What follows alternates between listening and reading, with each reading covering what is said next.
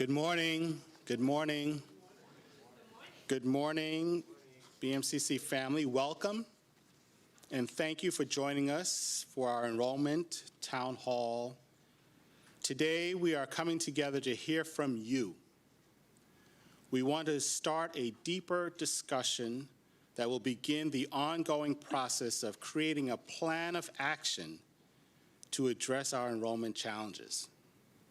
This plan has to be inclusive, comprehensive, forward-thinking, flexible, and responsive to our students, community, and key constituent groups.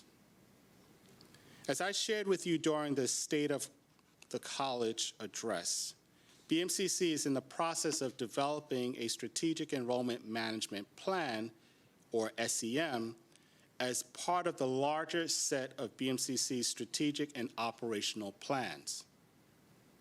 The BMCC SEM plan will provide overall direction for strategic enrollment management and will include broad goals and strategic initiatives that can provide guidance on how initiatives, collaboration, and concepts are designed and executed. Today's discussion will be led by Provost and Senior Vice President for Academic Affairs, Dr. Irwin Wong, Acting Vice President for Enrollment Management, Sanjay Ramdath, and Dean of Institutional Effectiveness and Strategic Planning, Dr. Christopher Schultz. Our institutional priorities, which you see on screen, are guiding our collective efforts to move forward in providing quality services for our students to succeed inside and outside of the classroom. These priorities are to guide all that we do. For today's discussion, we will be focusing on how to increase enrollment by enhancing admissions and advising, and addressing retention and transfer barriers. This can and should ultimately include creating new partnerships, designing and launching innovative academic and workforce development programming, positioning BMCC to better serve and support our diverse student population, and so much more.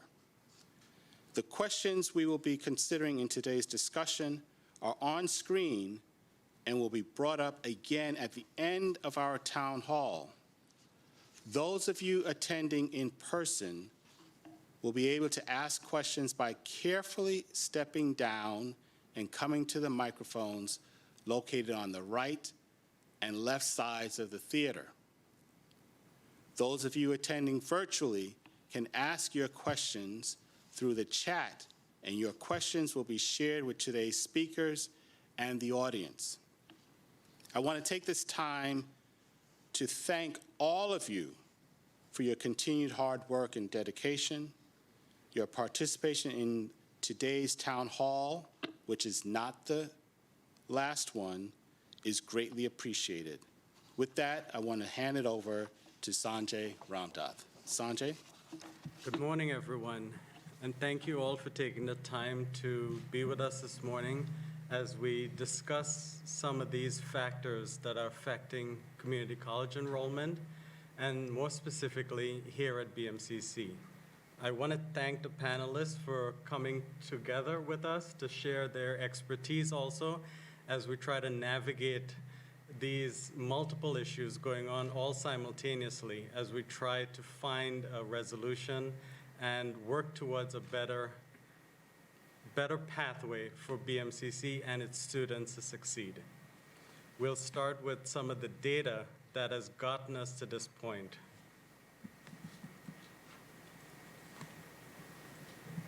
This is over a 10-year period of time, from 2011 to 2021. BMCC has seen a tremendous drop in enrollment, 21%. And yes, 2014, 2015, 2016, we've seen the peaks, 27,000, as compared to last fall, 2021, where we were at 19,500 approximately. And this is part of a microcosm of a larger context. I think BMCC has been insulated to a great extent as when you compare it to the larger national area of what's going on in community college enrollment. When you look at the CUNY community colleges, they've seen a 25% decrease. They're the red line. They've seen a drop from 97,000 students approximately down to 73,000 over that 10-year period of time, which is significant. Yes, when you factor in the change in remediation, the indexing that came about in 2018, we can see some of that drop off during that period of time. But when you look at it in a larger perspective, that those trend lines have been heading downwards for over that 10-year period of time. This did not happen as a result of the pandemic solely. This has been an ongoing issue. This is community colleges nationally. The blue line is the community colleges. Over that 10-year period of time, the community college sector went from 10.6 million students to approximately 6.6 million, whereas you've seen an increase in the four-year schools. Going back to 2011, the community college sector was the largest sector in higher ed. This is no longer the case. And thanks. This is no longer the case. And we will be looking at what are some of the factors that have led us to where we are.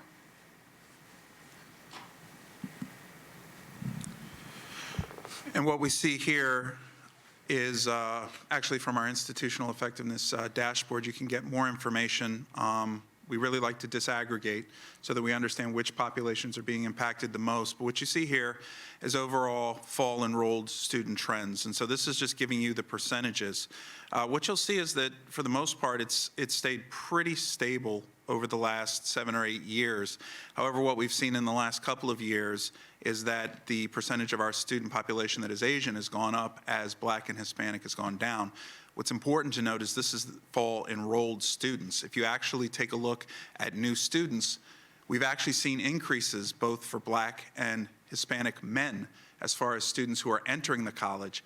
But because of high attrition rates and high probation rates, what we're seeing is that when you actually take a look at the overall enrollments, it appears as though we have, again, a population in our Asian and our white students that are growing, but in reality, that's a reflection of decreases within our Black and brown populations. So as we think about enrollment, we have to think about not just when students get here, but how successful they are, how we're able to support them, in addition to what they're coming to the college for.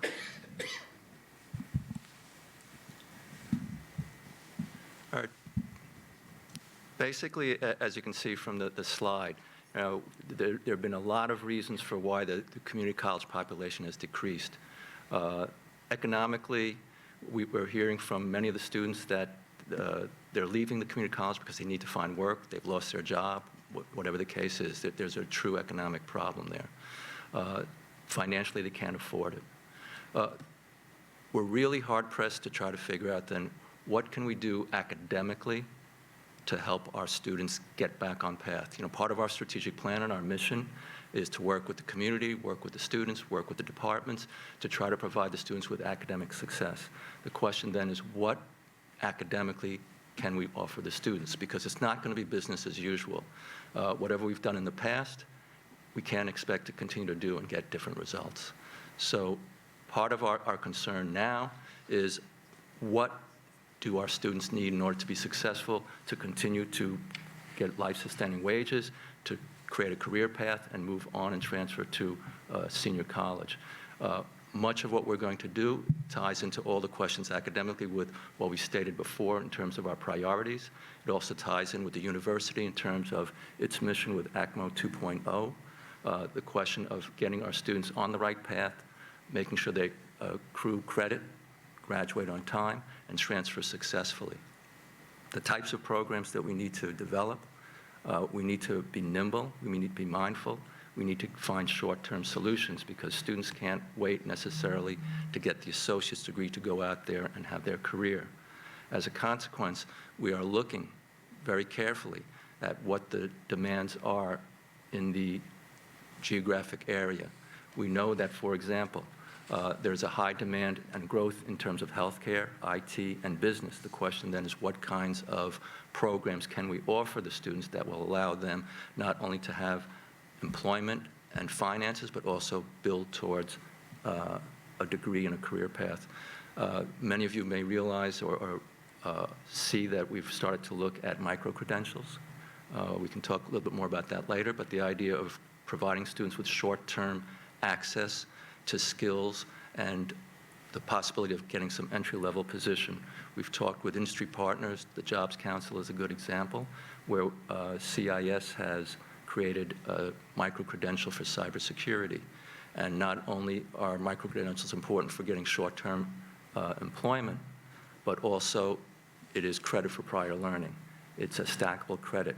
It becomes a credit that a student can use to count towards a degree. So consequently, it'll also accelerate their degree completion and allow them also to pursue a degree and earn credit at the same time. Certificates will be a similar possibility. Again, short-term employment, short-term, not 60 credits, but again, allowing them a career path that will also lead into an associate degree program. And then along the lines with degree completion is also transfer. You know, part of our strategic plan is not only to have the students be successful, but also to be able to go on and pursue a baccalaureate degree or a career in the workforce. And ACMO 2.0 is building on that, and we have 7 sub-desk sets working on that very carefully to create a path for the students in terms of degree completion, support services, trying to enhance their ability to complete their degree in a timely fashion, transfer successfully, and also complete the baccalaureate in a timely fashion. One of the larger challenges that we have, not just at BMCC, but nationally, is demographics. Since 2008, after the recession, families have begun having less children.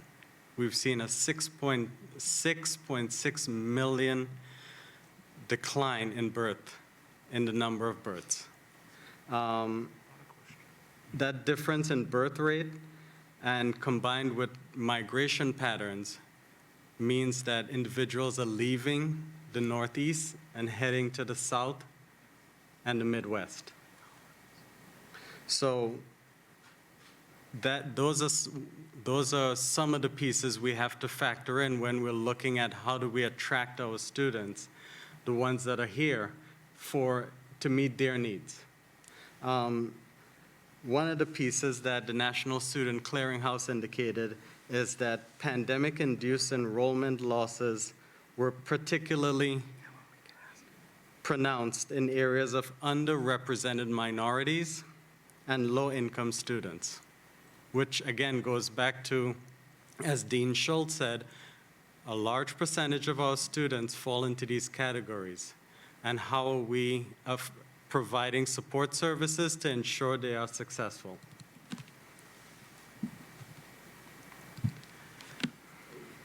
Again, the migration patterns and the birth rate issue is a significant issue, and one of the associations, they're called Western Interstate Commission for Higher Education, WICHE. They've been looking at high school graduation rates over the last 40 years. And these are their projections. As of 2025, there's a significant decline in the high school population. And it's predominantly affected in the Northeast and the Midwest. And my assumption, my projection is that since the pandemic, because this data was presented prior to the pandemic, because of the pandemic, we've seen those losses accelerated. and this is across the country, but more so in the Northeast. There's a significant drop-off in the high school population projected for 2025. It's presumed to be around 10.6% decline in the high school population as opposed to other parts of the country.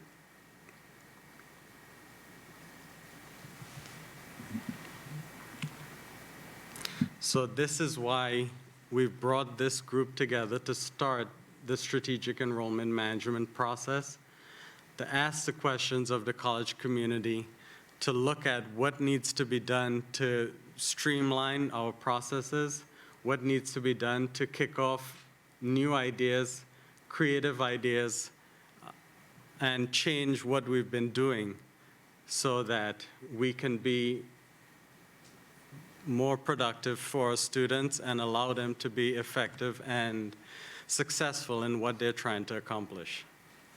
So one of the first questions we'll ask the college community, both in person and virtually, is what strategies and initiatives should BMCC be implementing to address enrollment?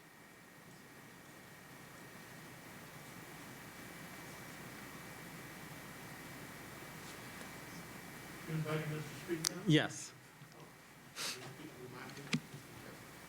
Please be careful coming down. Use the railings. Yes, I will be careful. I'm 80 years old. I'm not the same as I used to be, but I've been in this college for 50 years, so thank you for asking me to be careful. President said we want everybody to be careful, but I'm thinking, so I can get up and thank him too, all right? First of all, I want to thank you for having this meeting and to having this forum, because it is an extremely important forum. When I think about the students over the years at BMCC and the communities in which they come from, they are so valuable and so necessary, and it's so imperative that we give them the tools that they need to be successful. So rather than go through a long litany of issues, I'm going to mention three things. I believe that the data will show that a lot of students who drop out of school come back to school in maybe a couple of years. You know, they're more like stop-outs than dropouts.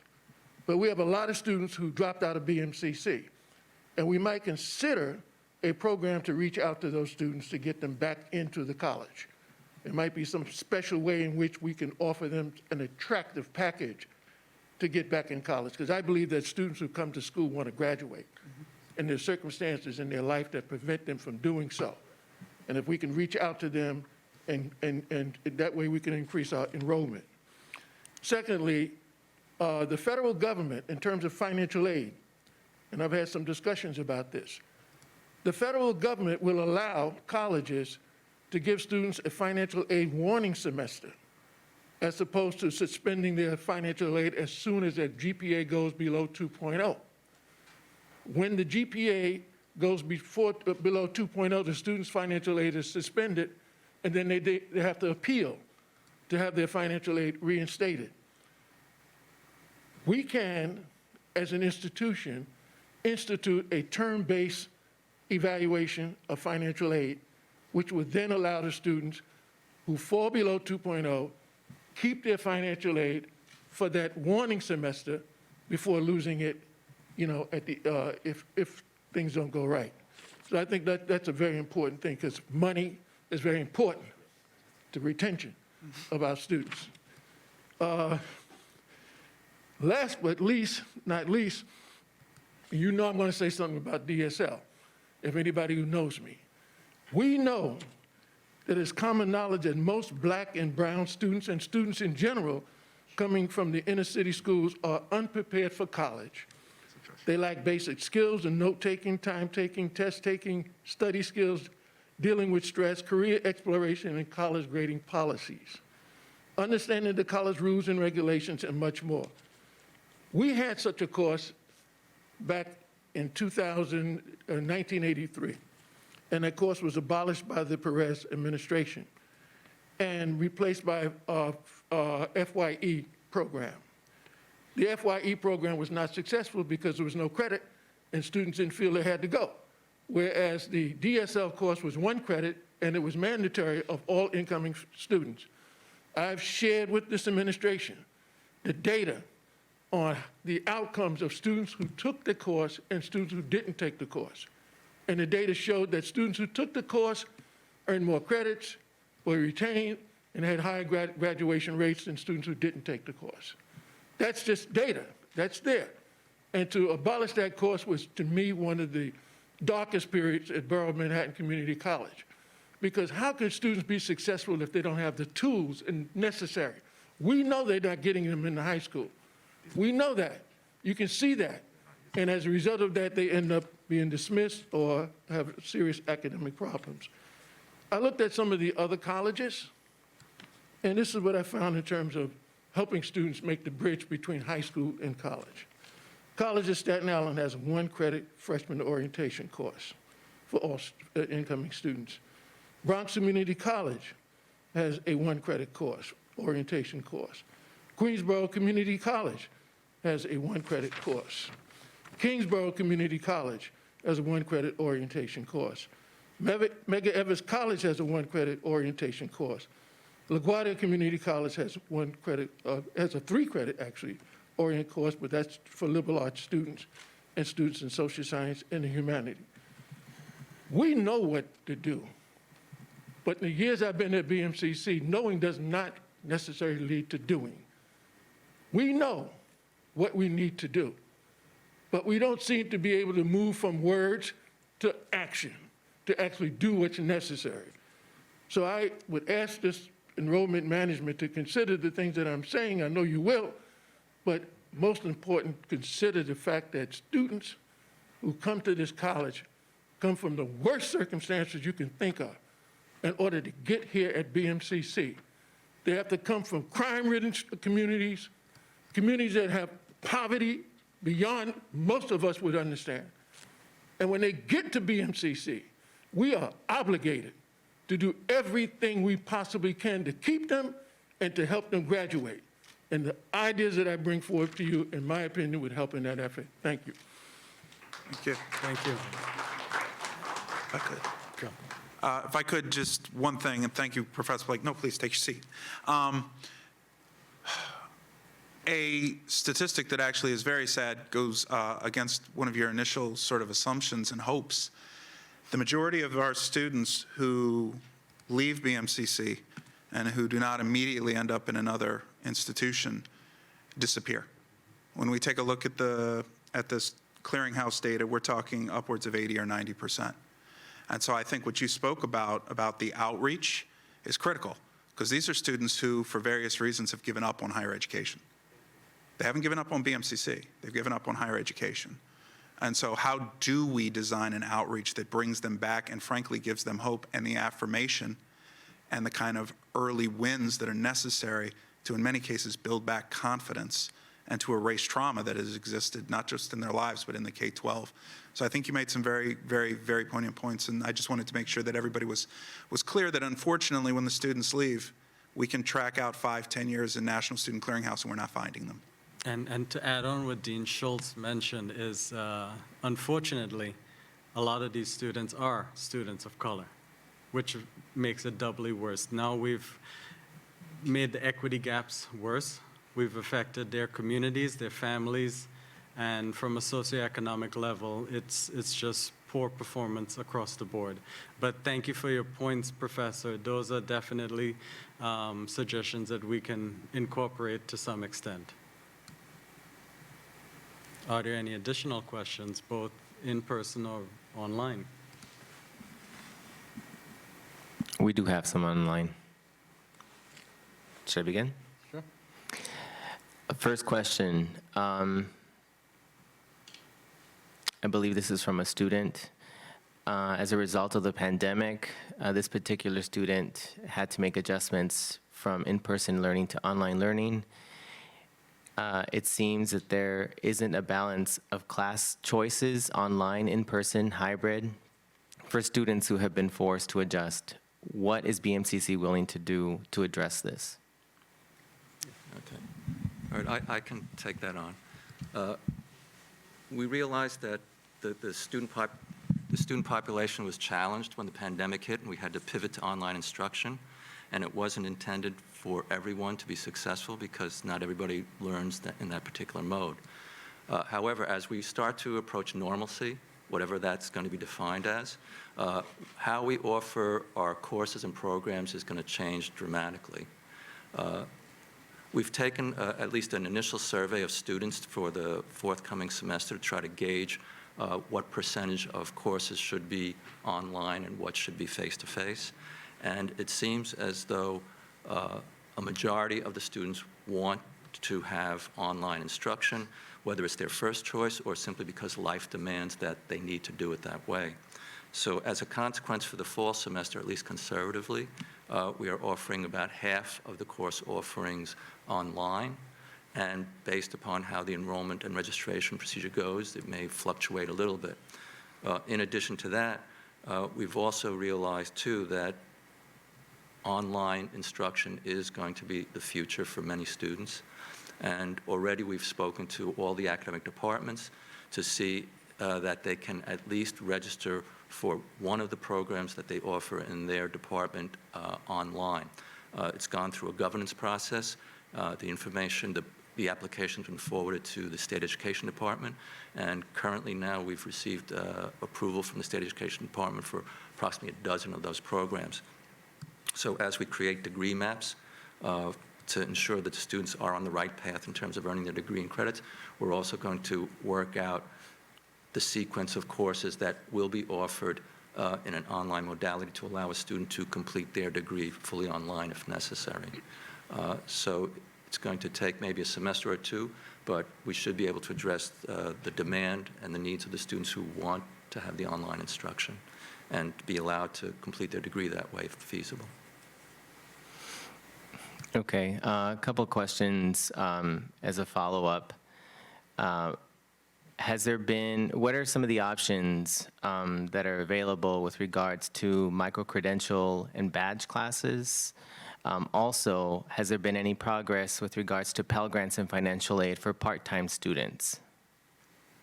All right. I can take on the micro-credential question. Again, this is a movement that will allow students to gain the necessary skills to seek immediate employment. Right now, we have micro-credentials in cybersecurity. Academic departments are looking at other venues. Much of it hinges on the information they receive from the industry. Many of the career departments have advisory boards where industry partners sit on them, and they will tell us what is in demand and what we need.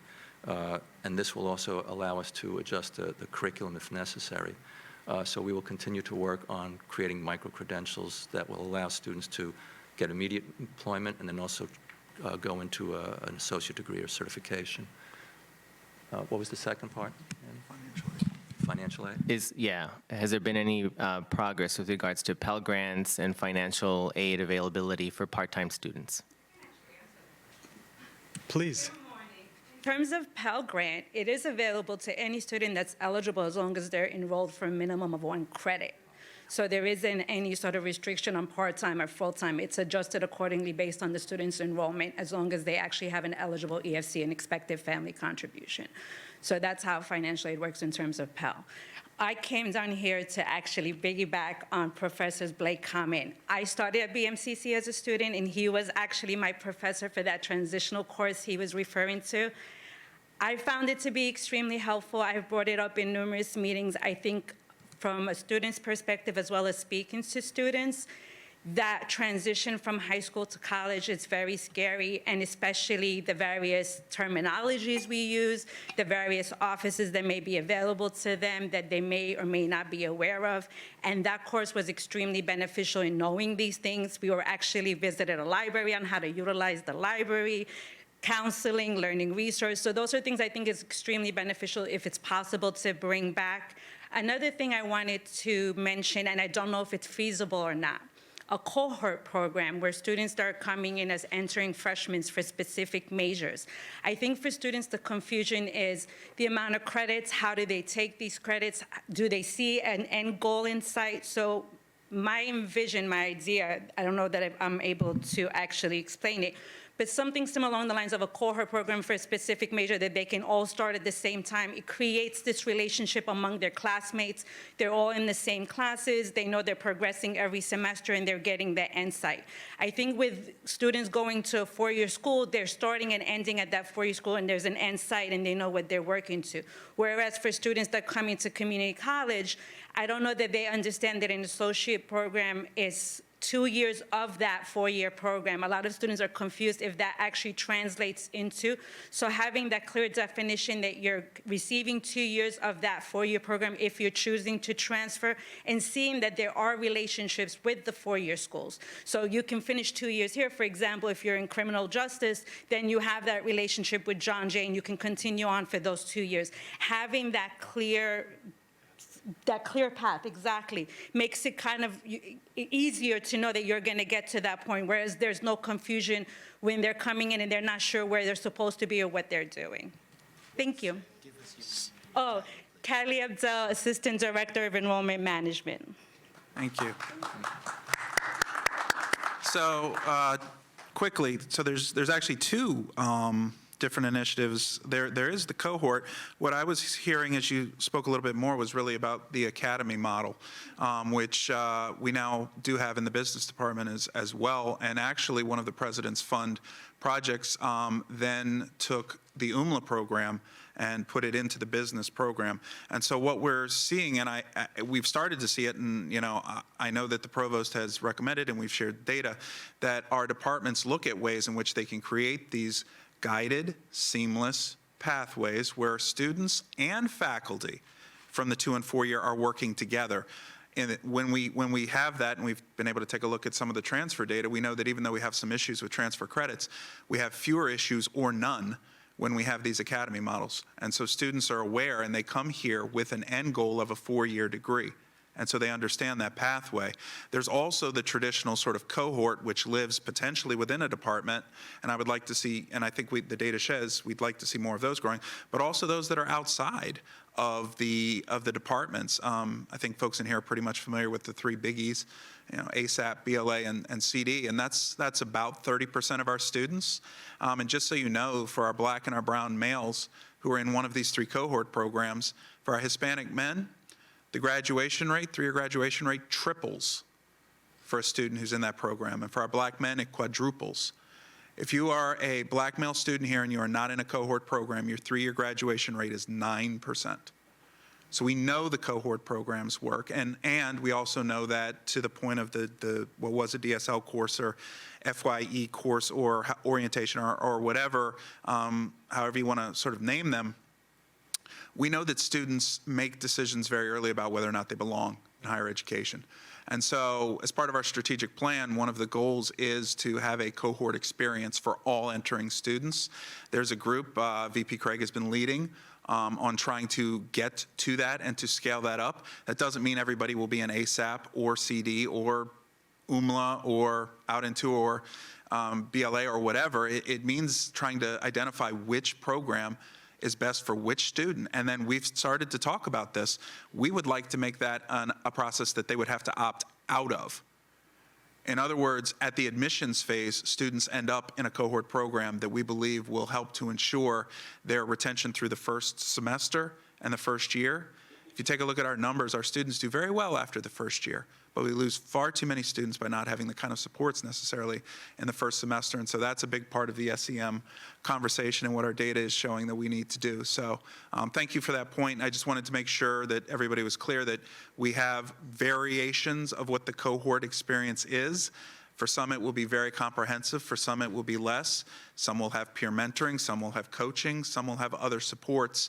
But we want to make sure that students are getting what they need as early as possible. And to add on to what Dean Schultz mentioned, when we say what students need, it's about creating that connection to the college, to the department, to each other, to the students, whatever it is. The data has shown that once students find a connection, they feel that somebody cares. And that's what it really boils down to, ensuring that we all do our part students, departments, faculty, staff, everyone, to show that the students know that we care and we're all working together for their success. Whether it be in the classroom or outside the classroom, they feel that. Can I make a clarification?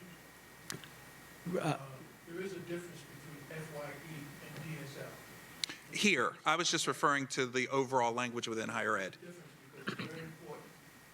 Credit Yes. shows that the college values the course. The non-credit shows less value because students see things in terms of credit. Yep. in college. Sure. And I agree for any, I apologize for any confusion. I was not making that differentiation. I went through an FYE course years ago that was 4 credit. Right. So, yeah, but essentially it's a 4 credit orientation. We have a yeah. student. Oh, Oh, can you hear me there? Yeah. Yes. can we get your Okay. name? Luna, my name is Luna. I'm a student and I work for career coach, as a career coach and here in the school.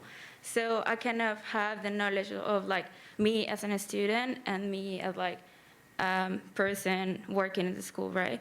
So we have, in our group is new, so the career coach is pretty new and is small. And I was wondering if we have like an idea of, if you have an idea of like how this is gonna go further, and more like, okay, students can come to us without having them in my list. They can come to us and talk to us like, hey, I need a career coach because I feel bad in this part, this part, this part.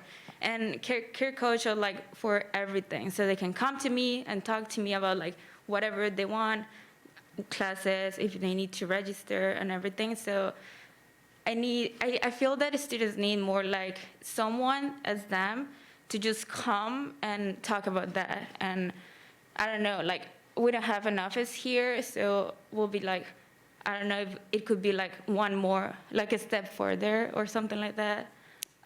Yeah. And Luna, thank you for your Yeah. for your question. The Care Coach program was started as part of the pilot program for the cohort students as to how we help them navigate the onboarding process to the college. And we've hired care coaches through the federal work-study program to assist in the outreach to students when they've been accepted or admitted to the college to navigate all the various steps. You need to upload your MMR, you need to turn in your transcripts, you need to get to advising. How do you do all these different processes along the way? So they're really help facilitate in multiple venues, trying to get the students on board and through the various processes that we have. So we're really indebted to the hard work that they do on the front end to get the students to where they need to be. And thank you, Luna. Okay, can I add something? Also, I'm in that like edge of like students getting enrolled or not. So I was feeling that probably will we need more like, I don't know, like more support in that area because we're students too. So we're not the ones that say, hey, yeah, you should enroll or not. So we kind of need more support in the area. Like, okay, yeah, you have this and we have more, like we have, you have these things in the school that you can use, I don't know, take advantage of this, or I don't know. And we need more support in that area, so. yeah. Absolutely, absolutely. Yeah. Thank you, Luna. I've got a couple questions here. You spoke earlier, the panel spoke earlier about cohort programs, and there have been quite a few questions here that address the financial challenges that students have. Can you talk a little bit about the opportunities to explore work-study programs, any additional financial aid, Metro cards, or internships for students in addition to the cohort models? Sure. Definitely there is, we have a tremendous federal work-study program. There's always monies that can be allocated for students to participate in this. We definitely have access to Metro cards through some of the various programs that we can provide to students. ASAP, CD, BLA, they have access to MetroCards, as well as student services. And I would say with respect to internships and apprenticeships, the academic departments that require the internships are working with the industry to try to see if they can find paid internships. And many of the companies are willing to do that. So hopefully we can get as many as possible in that arena. So that and the apprenticeship model seem to be a pathway that the college is going to in terms of getting students employment and pay. And to add on to what Provost Wong mentioned, the demand for students to earn money while they're in school, I think, is a huge factor at this point in time, and really that connects back to providing the types of programs and strategies that students are looking for. We know students are, as Dean Schultz mentioned, leaving because I need to work. Many of our students are taking classes part-time because they have to work. It's out of necessity. So if we can eliminate those barriers or gaps by providing work within the college through federal work study or apprenticeship or internship opportunities, these can help provide the student with the foundation they need to still take classes at college, whether it be virtual or face-to-face, and earn money without having to stop out. Yeah, and just one thing I'd add to that is we're growing, and we have been growing our peer-assisted learning models, whether that be mentoring or tutoring. And these, again, are also paid positions.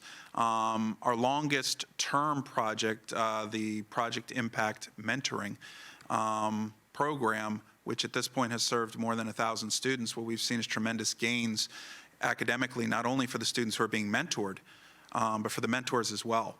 And I'm assuming we'll see that with the care coaches as well as we move forward, is that when students are supporting students, it impacts greatly both the students who are being helped as well as those who are providing the help. And again, when you consider what students can get for these positions, in many cases it may be able to supplement, for example, a part-time job.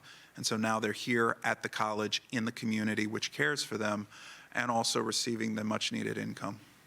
And just to add on, when we talk about students having to work, we have to really look at and address the different types of students that we need to attract at the college. Based on the data, the high school population that we would have traditionally gone out to recruit is diminishing, and diminishing at a significant rate.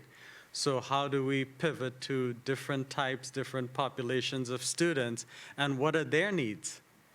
How do we ensure we meet their needs? So if it's the working adult or online or whatever they may be, we have to ensure we're structured appropriately to meet their needs in whatever fashion that may be.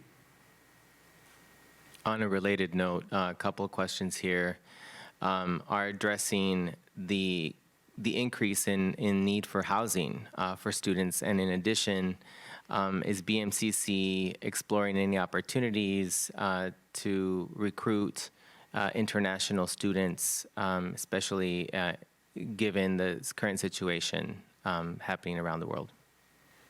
You do the housing Well, and you do. All right. In terms of housing, we were very fortunate that we just had a partnership with Trinity, in which they are going to provide housing for the students. To the microphone. Sorry. In terms of housing, we've recently had, in partnership with Trinity, received funding to provide housing for the students. If people need additional information about that, they can speak with Dean Zumo to get further information regarding that. What was the other part of the question? International students? Again, the mention was that we need to take a look at the different populations that seek higher education. It's not going to be just from the high schools. We're going to take a look again at adult learners. It might be the population of adults who have earned college credit but have not completed a degree. We've created partnerships with CTE high schools, career technical education high schools, which in the past they would just simply go out to work, but now they realize they need more. And in terms of international students, there are many students, obviously, that seek education in higher education who are abroad. And so therefore, not only will we try to attract them physically, but also virtually. Again, it goes back to the notion of trying to determine what are the in-demand programs and career paths that the students need, and make sure that we can offer that both face-to-face and online. And if we offer the right programs, the students will come, both internationally and nationally. And I'd just very quickly like to piggyback on that. We're also not forgetting that there are a number of New Yorkers who may not have seen higher education as an option, and who we have not necessarily been built, intentionally designed to serve. We know that we've got around 800,000 New Yorkers who have some college, no degree. We know that we have a lot of individuals who are in populations that we have not traditionally focused in on. And one project that we have with Robin Hood that we'll be starting in the fall is actually looking at serving specifically those 30 and over and largely single parent families, and providing them access to either short-term training or to programs with comprehensive supports. And our hope is that we're able to scale this up and to learn from projects like Robin Hood and from some of these others, so that we can operationalize and institutionalize what works for a larger population. We have to redefine who we consider to be a potential student at BMCC, just based on our history. And that does include international and online, but also uptown Bronx individuals who are in certain communities that have been underserved by higher education for a long time. Yes, and to reinforce what Dean Schultz mentioned, the students are going to be the one to define what they're looking for. Mm-hmm. And they're really going to drive that conversation. And it's upon us, BMCC, to listen to what they're asking for and to meet their needs. Just real quick, a bigger picture on that. You saw a graphic earlier. The AA degree has been shrinking nationally. Well, you can go back to the slide.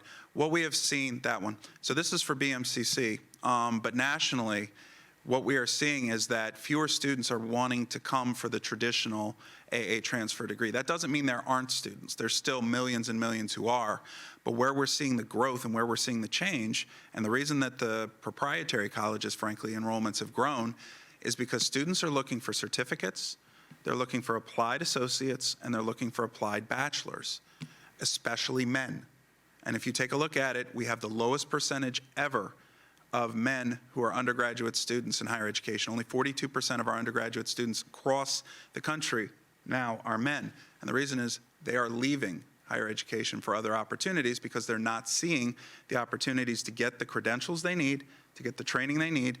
And I argue that if they're coming for a credential and training, it's a great time to also make sure that we're putting in the educational elements. I don't see a distinction between them, but the educational elements that go along with that training, so that we're helping them to have multiple on-ramps and off-ramps to degrees. But we have to take a look at the AAS, the AS.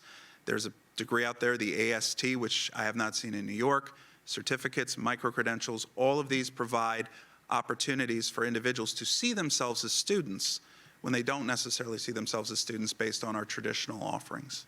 And this is where, going back to, as Kelly had mentioned, those pathways 2 to 4 years, really ramping up those 2+2 type programs so that the student sees that, okay, I'm not just coming to BMCC for an associate's, but I see a pathway in the long term. I'm going to start here, but I'm going to finish at, pick a school. And here's why I would come to BMCC, because I can see a long-term gain in it. I'm sorry to interrupt. The one thing that admissions used to push, and I think that's a great initiative for community colleges, is our low cost. I mean, you can go to Baruch and get a bachelor's degree, but if you come to BMCC for 2 years, you can save X amount of dollars. And I think that's highlighting that to students is great, especially with the financial component that we keep bringing up. And one of the things that we should be highlighting is the low cost of BMCC in comparison to our sister schools in CUNY and in SUNY. Absolutely. There have been some additional questions talking about what BMCC is planning to do to enhance any career development. And also, is BMCC looking at the trade school model and trends that have been occurring across the United States, where trade school enrollment has continued to increase. The question then is whether or not we're going to be looking at more AAS degrees that would allow people to get the skills. And that's going to be a question about taking a look at what's in demand to determine what kinds of professions or employment are in high demand so that we can create them. As was mentioned before, it's not that we want to create the programs that we think they want. We have to make sure we know what they need. So again, if there are going to be AAS degrees forthcoming, that would certainly be applicable.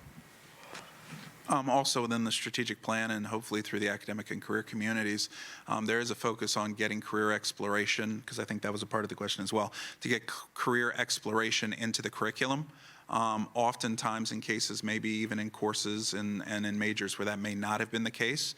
I can tell you that a lot of the liberal arts colleges across the country, the small ones that are surviving, they're totally revamping their general education program to have a career development and exploration element with an understanding that students are more likely to be retained when they see relevancy in the programming and a connection to a job.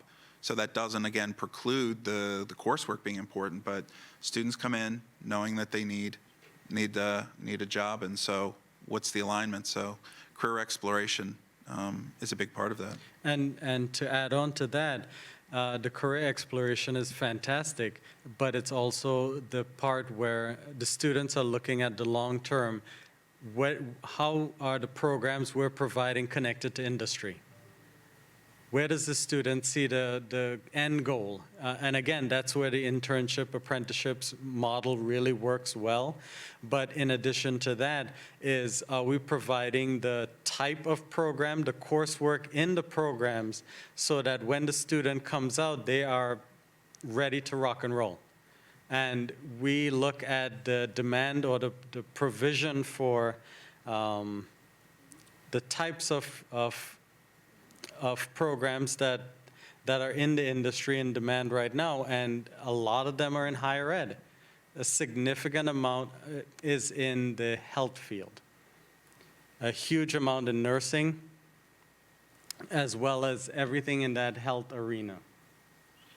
And just quickly, to what we're doing now, there are tools that have been provided to academic departments recently.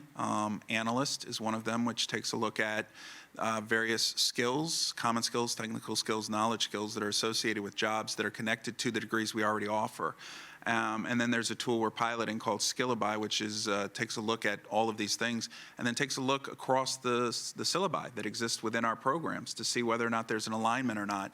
And so this gives our faculty the tools, in addition to industry advisory groups, to determine what should the curriculum look like and where are these connections. So that work has started, and I'm sure it will continue to grow. So that's a positive trend.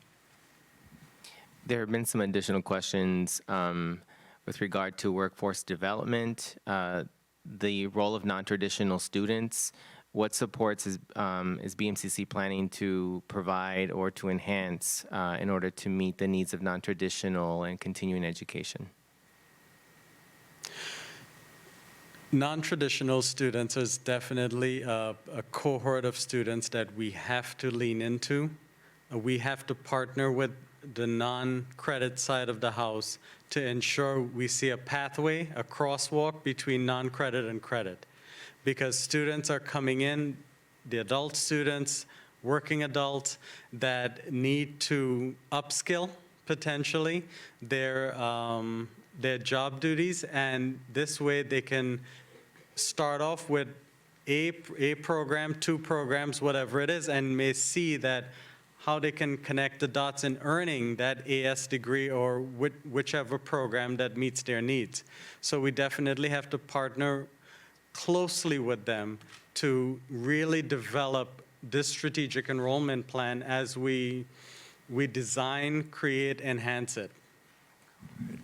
To add to that, too, the non-traditional student is the student that we basically serve.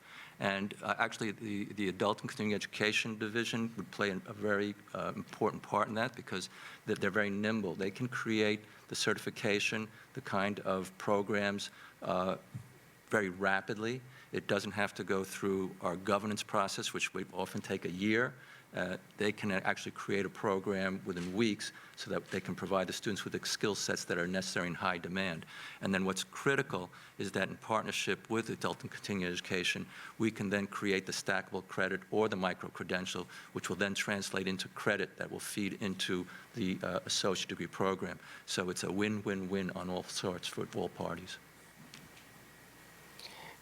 And one of the final questions, we had quite a few that asked about the registration process. What is BMCC doing to refine its registration process for students, and can there be more guidance for students when registering with regards to 15 credit semesters or registering one day after day one of the term, a day after the term begins?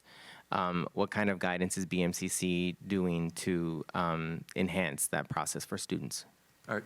Part of what's going on with the strategic plan we said was that we are going to take a look at all the support services and how they might be modified to serve the students better. And certainly, in terms of students and how many credits to register for or when, whether they should do it during the fall semester, the winter session, summer session, fall 1, 2, 3, spring 1, 2, 3. A lot of that will fall under the aegis of academic advisement, where the students can get the proper information and be posed questions in terms of what best suits them. We know, for example, that in terms of performance, if a student earns 30 credits over the course of an academic year, they're more likely to graduate in a timely fashion. However, that doesn't mean that they have to do 15 credits in the fall and 15 in the spring, but they can parse it out so that maybe they'll do 12 in the fall, 3 in winter session, 12 in spring, and 3 or 6 in summer session. And a lot of that will have to do with receiving the proper guidance and advisement, finding out holistically from the students what their life is, what their demands are. Are they working? Are they working part-time? Do they have family needs?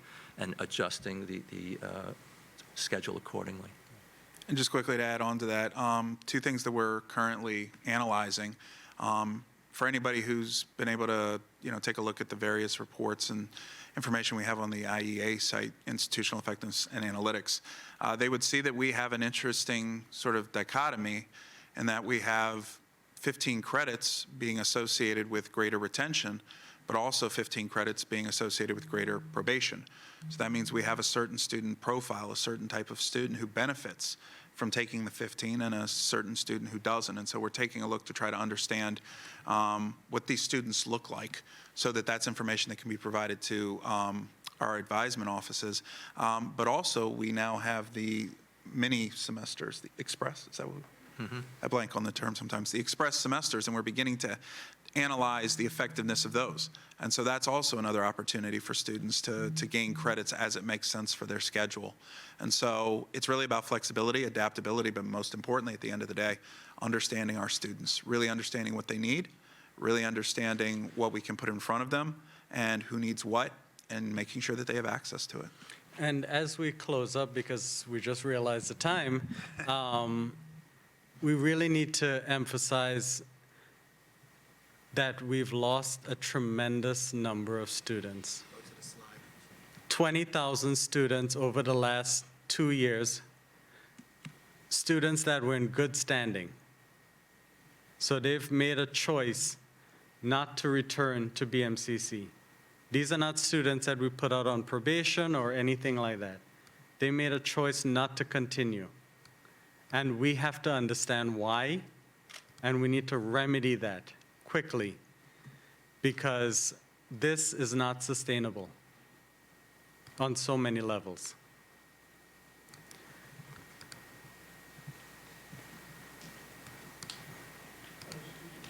Hold on, Professor. Is there a question? Just one last question. Hi, everyone. I have a question because, as you just said, the students who are in the good standing are leaving the BMCC. Maybe we have to show the students that the current students who are at BMCC are going to very nice places, like going to very good private colleges.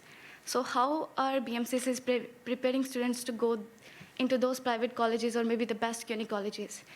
Because if students are going to say this, that the other students at BMCC are going to nice places. They also want to come here because who doesn't want to save money for the 2 years and then go to maybe a nice private college later on? Also, I have another thing. So at BMCC, we have some transfer thing, the pipeline. Okay. Okay, yeah, the agreements. We have these agreements. But the thing about them is they're like only 5, 6. So and I think students don't know about this. They get to know about these programs when they are like in their 3rd semester. So maybe we have to tell the students who are in the 1st semester that we have these programs, or maybe who are about to get admitted to this college, that we have these transfer things at BMCC that they can take advantage of. And also, even if at the 3rd or maybe 4th semester, they're not going to get into this pipeline programs, maybe they're already prepared to go into the 4-year colleges and graduate on time, and maybe, graduate on time. Yeah, this is about it. Thank you. Oh, yeah, I'm the president of Student Government Association. My name is Ajvinder Kaur. Thank you. Thank you so much for your questions and comments. But we definitely agree with you, and the articulation agreements and the partnerships with all the senior colleges, both private and public, should not be a best-kept secret. And so we need to do a better job in terms of advertising them, letting the students know that they're out there, because we want our students to be successful. So thank you. Just lastly, as we close up, I do want to thank everyone for their time, their questions, both in person and virtually.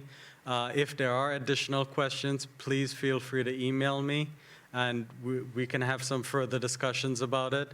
As part of the process for looking for membership for the Strategic Enrollment Management Committee, we will be going through the governance process through Academic Council to ensure that we get nominations from that body as to how we can build up the committee.